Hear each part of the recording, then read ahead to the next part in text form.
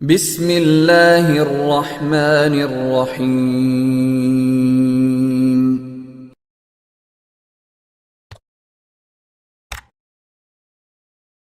السلام علیکم ورحمۃ اللہ وبرکاتہ۔ الحمد للہ وکفی وسلام علی عبادہ الذین اصطفی، اما بعد۔ حاضرین و ناظرین، یہ درس قرآن نمبر 276 ہے، اور آج سورہ آل عمران کی 3 آیتوں کی تلاوت و تشریح کی جائے گی۔ آیت نمبر 93، 94 اور 95، 93، 94 اور 95۔ اعوذ باللہ من الشیطان الرجیم، بسم اللہ الرحمن الرحیم۔ کل الطعام كان حلا لبني إسرائيل إلا ما حرم إسرائيل على نفسه من قبل أن تنزل التوراة قل فأتوا بالتوراة فاتلوها إن كنتم صادقين فمن افترى على الله الكذب من بعد ذلك فأولئك هم الظالمون۔ قل صدق الله فاتبعوا ملة إبراهيم حنيفا وما كان من المشركين۔ صدق الله العظيم۔ لفظی ترجمہ یوں ہے، کل الطعامی، تمام کھانے، کان حلن، حلال تھے، لبنی اسرائیل، بنی اسرائیل کے لیے، الا ما، سوائے اس کے جو حرم، حرام کر لیا تھا اسرائیل، یعقوب نے، علی نفسہ، اپنے نفس پر، من قبل ان، اس سے پہلے کہ، ان تنزلہ، کے نازل کی جائے، اور تورات، قل کہہ دیجئے، فأتوا بالتورات، تم تورات لے آؤ، فتلوہا، اور اسے پڑھو، ان کنتم صادقین، اگر ہو تم سچے۔ فمن افترا، پھر جس نے باندھا، علی اللہ، اللہ پر، الکذب، جھوٹ، من بعد ذلک، اس کے بعد، فاولئک، تو یہی ہیں، الظالمون، ظالم۔ قل کہہ دیجئے، صدق اللہ، اللہ نے سچ کہا، فاتبعوا، لہذا تم اتباع کرو، ملت ابراہیم، ملت ابراہیم کا، حنیفاً، جو حق پرست تھا، وما کان من المشرکین، اور وہ نہیں تھا شرک کرنے والوں میں سے۔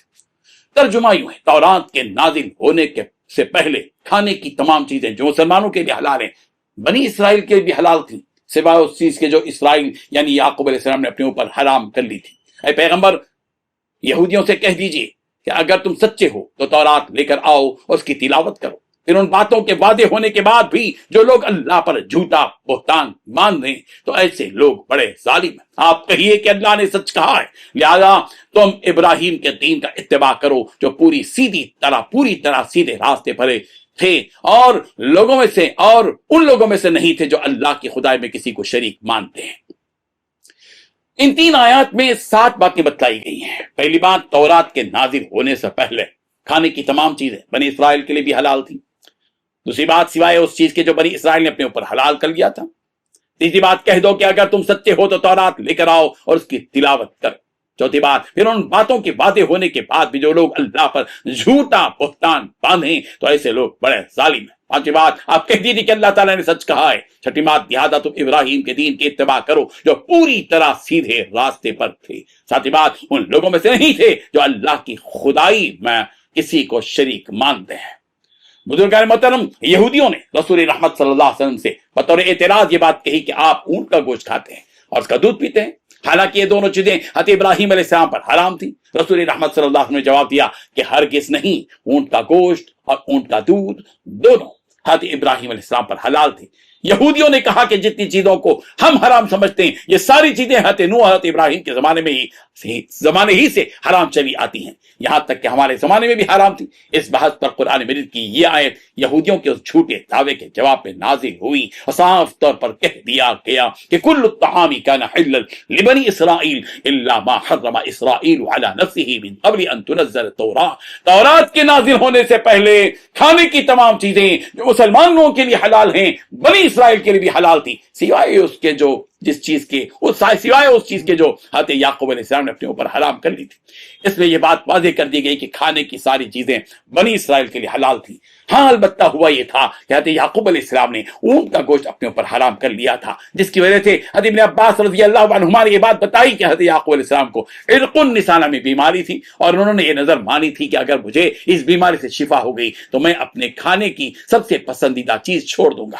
انہیں اونٹ کا گوشت سب سے زیادہ پسندیدہ تھا، چنانچہ جب انہیں اس بیماری سے شفا مل گئی تو اپنی نظر کے مطابق اونٹ کا گوشت کھانا چھوڑ دیا۔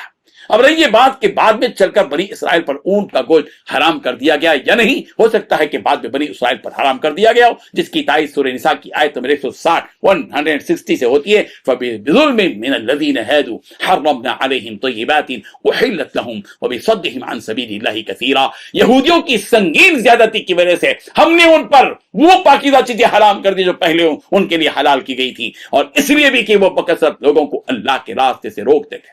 بہرحال تورات میں یہ بات کہیں بھی نہیں ہے کہ حضرت ابراہیم علیہ السلام کے زمانے سے اونٹ کا گوشت حرام تھا۔ پیغمبر آپ یہ بات انہیں بتلا دیجئے کہ اللہ نے سچی بات بتلا دی ہے، بس اب تم دین ابراہیمی کی اتباع کرو جو توحید پرست تھے اور شرک کرنے والوں میں سے بالکل نہیں تھے۔ سورہ نساء کی آیت نمبر 125 میں ملت ابراہیمی کی اتباع کرنے والوں کی تقسیم کی گئی، وَمَنْ أَحْسَنُ دِينًا مِّمَّنْ أَسْلَمَ وَجْهَهُ لِلَّهِ وَهُوَ مُحْسِنٌ وَاتَّبَعَ مِلَّةَ إِبْرَاهِيمَ حَنِيفًا، اور باعتبار دین اس سے بڑھ کر کون ہو سکتا ہے جو اپنے آپ کو اللہ کے حوالے کر دے جبکہ وہ نیکوکار بھی ہو اور ابراہیم کی ملت کی پیروی کرے۔ پروردگار ہم سب کو ان آیات کو سمجھنے اور اس پر عمل کرنے اور اس پیغام کو دوسروں تک پہنچانے کی توفیق عطا فرمائے، آمین۔ وآخر دعوانا ان الحمد للہ رب العالمین۔ ڈیلی درس قرآن کو سبسکرائب کیجئے، اپنے تاثرات اور مشورے ارسال کیجئے اور متعلقین کے گروپ بنا کر انہیں روزانہ درس قرآن بھیجیں اور اجر ثواب پائیں۔